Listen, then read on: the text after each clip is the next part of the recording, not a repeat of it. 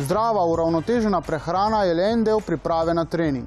Vrhunski športniki in rekreativci si pomagajo tudi s prehranskimi dopolnili.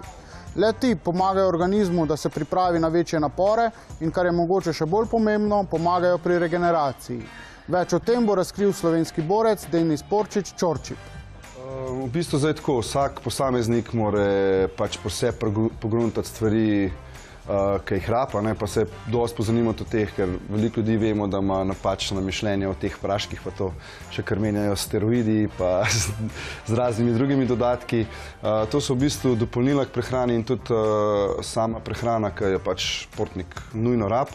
Zdaj pa tako, vsak posameznik mora pri sebi biti toliko dovzeten, da pač pogrunta, kaj rabi, se pravi, s kakšnim športom se ukvarja, kakšne stvari bi njemu pomagale. Glede prehranskih dopolnil jim sigurno svetujem, da pred treningom vzamejo kakšen ta izotoničen napitek. Vsebuje malo L-karnitina tudi noter, kjer bodo tudi malo topilne maščobe, pa dodatna energija.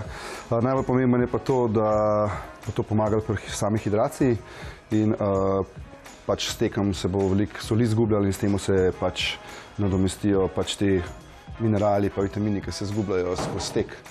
Po samo treningu pa priporočam kakšen whey protein kompleks za regeneracijo mišic, ker vemo, da se mišica mikroskopsko poškoduje tudi pri teku in tudi pri samem fitnessu in beljakovine so tista stvar, ki pač obnovijo same mišice.